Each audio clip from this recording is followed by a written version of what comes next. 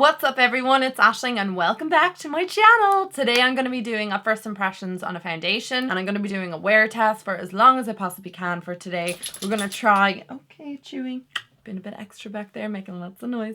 So we're going to try and wear this foundation for as long as possible today. I usually do like a 12-hour wear test. I'm just excited to try out this foundation. So this was sent to me in Pure. It is the Kat Von D True Portrait Foundation and it is described as a liquid to powder foundation. Let's go through a couple of fun facts about this foundation. Skin perfecting medium coverage, liquid to powder finish, weightless smooth all day wear. But it's vegan, weightless foundation that's perfectly skin looking and it moves with you, long lasting yet incredibly weightless, ideal for normal to oily skin types. I'm oily, so I'm happy to hear that. And you can create an ideal canvas for any look every day. That's all it really says about it. It says how to use. Don't forget to moisturize before you apply. I've done that already. Shake extremely well to fully mix. If it looks watery, that means you got to shake it some more. Squeeze to dispense. Okay, so it's like a squeezy thing.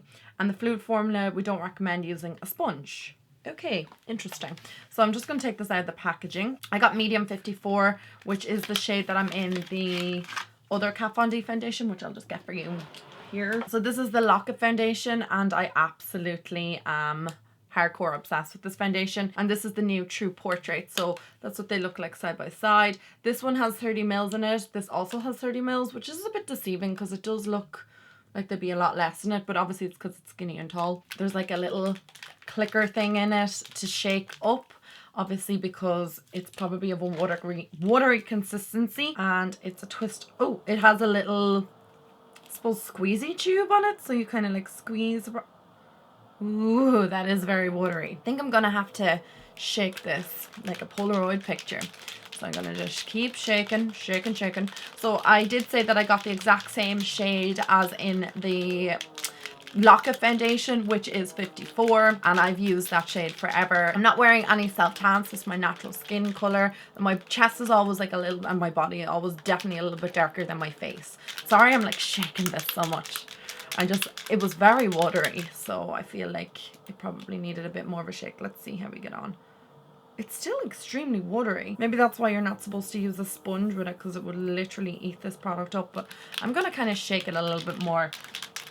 I can do that off camera for you guys. I'm also sorry if you can hear a lot of noise next door. My uncle is shredding firewood. I'm just gonna apply my Pore Blur Revolution primer to one side. It doesn't say anything online about a primer, so I'm just going to apply this to one side of my face and see which side it performs better with, primed or unprimed. I normally don't feel like there's a huge difference between primed and unprimed. The only thing I will notice is that I can see my pores a little bit more when I don't prime, so that is like the only difference, but I never notice anything with longevity. But we'll see with this foundation anyway. I'm gonna apply a bit of this to the back of my hand. I've been shaking in here for a while, so I'm hoping it's still quite liquidy, but it's a little bit more of a thicker consistency than before. Yeah, it's a little bit thicker. It's still extremely runny. You can see that there. It's very water-like, but that is obviously the consistency it's going for, because it's supposed to obviously look like natural skin. So I'm just going to take a flat top kabuki brush. This is my Sigma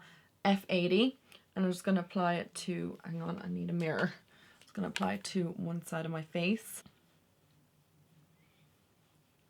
So as you guys know, if you watched any of my 2019 videos, my hits of 2019, I spoke a lot about how I like my skin to look like my skin, only better, if that makes any sense. So I just don't like too much heavy coverage, unless obviously I'm going on a night out or if I'm going to an event or something and I do want a little bit more coverage. But in general, I like that skin appearance, and this kind of looks like, it looks really nice. Obviously my skin is a teeny bit paler on this side. I feel like that's really evened out my skin tone. I've only applied like 3 drops maybe to one side, which might be considered a lot, I don't know. And as you can see, it gives good coverage. Like, it's just like knocked out all the pigment in my lips, but it feels really, really lightweight. It's kind of a weird consistency. I'm just going to apply on this side it to my face. I may have applied a bit too much to that side, and I'm just going to pat it out. Ooh, I feel like it's a lot thicker of a consistency than you would expect from it being watery. I have noticed a couple of things which I'm going to talk to you guys about in a mere moment. I'm noticing that it is giving a lot of coverage, which I'm very happy about. So the winter hasn't been great for me. I've just had an awful lot of dryness on my face in general. I'm very oily, so it's kind of like a combination type situation we're dealing with, like dry patches and then like oily T-zone. But I have an awful lot of dryness around my nose. I've just noticed on this side, it has just attached to that dryness. In between my brows, I'm also like suffering a little bit of dryness, and then I have a little touch of eczema in my scalp, so it's just kind of like come onto the front of my forehead, and it has just attached to all that dry skin. However, I've been here before with foundations where they can look like this on the skin initially, and once my natural oils come through, it's like it adds moisture to the skin. So I possibly should have gone in with maybe an oil instead of just my normal primer, maybe just to give a little bit more hydration to the skin. And I just do find when you use a brush that you get that, like, is it called dermabrasion? No, not dermabrasion. That's a different thing. It's like it lifts up the dry skin. What the hell is that called? Microbrasion. But I do notice when I use a brush, it kind of like, as I'm swirling it on my face, it kind of lifts up dry skin anyway. And most foundations struggle a little bit with that unless they have a lot of hydration in them. But I am noticing definitely around my nose, we've got a couple of problems. But I don't know if you guys can see it there on camera, but just around here, I have a lot of dryness, like just all here. And like a little bit of my skin is kind of like lifting. Gross, I know. Okay, now we're super close. I think you can't see all that dryness, just where it's kind of like lifting a bit and just kind of here. If you can see it around my nose, it's not looking great. And then just in between my brows, it's a little bit dry as well. Here's my area of concern just because of my eczema and stuff. Like it's kind of just clung to the dry skin. I'm not initially floored with the appearance of it on my skin. I like the feel of it. It's quite lightweight. It doesn't feel like I'm wearing anything, and it's really, really, really soft on my skin. Like I like the actual consistency of the foundation, but just the way it's kind of looking, grabbing onto my dry skin is not cute at all. It has given me coverage, but I still need like concealer and stuff like that. What I'm going to do is wear this throughout the day. It's just gone 10 o'clock, so it's not particularly early, but it's not very late. So I'm just going to wear this for the day, see how I get on, and hopefully we can have a little turnaround. I'll let you know, guys, know in my next check-in, like what other products I use on top of it, because I'm not really sure yet whether I should set it or not. Is that going to add a little bit more cake to it, or should I use more cream products on the skin? I haven't decided yet, so I will let you know what products I wore on top of it and how I feel that they get on. So right off the bat, initially, I'm impressed with the coverage of it and how lightweight it feels, but I'm not overly keen on the way it has clung to my dry patches. That is just my initial reaction to it. We will give this a bit more time and see how we get on throughout the day, and I'll talk to you guys in my next check-in. What's on my lips is Bow and Arrow from Kat Von D Bow and Arrow lipstick, and then I put a bit of Myth just right in the center of it, just to kind of lighten it up a bit because it was all looking a bit samey. What's on my eyes, because I did a whole review of it, I got sent out lots of Kat Von D and Pure, if you cannot tell, which I'm very excited about trying it all out, is the new Lolita Pure Vita eyeshadow palette, and I use that on my eyes, and I have a tutorial coming up. Back to the foundation. So the foundation actually is feeling quite nice on my skin. It's really, really lightweight. It's quite powdery, so I would say the liquid to powder a description of it is very accurate and makes a lot of sense, because it does feel not quite powdery, but it feels set on my face, which I could never not set a foundation. I have the oiliest skin. There is no possibility I could go out with a foundation that is not set until I tried this one, which is a bit strange. I still have a little bit of those dry patches just around my nose, but definitely not as much as earlier on, and that's probably because my natural oils are going to start coming through. Like, it's been on 3 hours.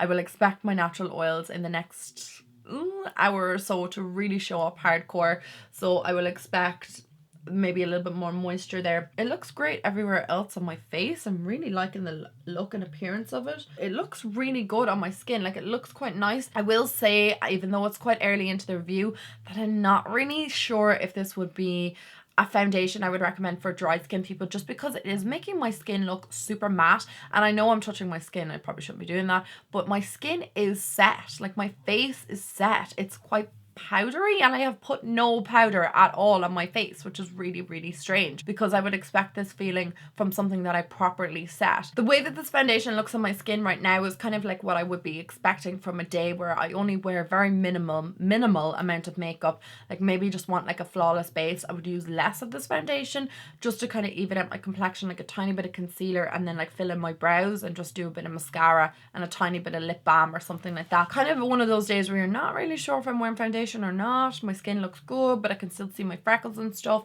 Like this hasn't given me that much coverage where I cannot see any of my little moles or anything. They're really, really prominent, which is nice because I do like my little moles on my skin. Definitely would bring that on holidays with me if it lasts throughout the day. Like we're gonna have to see. Like I'm very premature in making all these statements because we're three hours into wear. But I do like the shade of it. I like the feel of it. I like the appearance of it. Will I like it in a few more hours? Who knows? I don't know what it looks like on camera, but in person it looks really nice, and it just makes my skin look like my skin, only better, you know?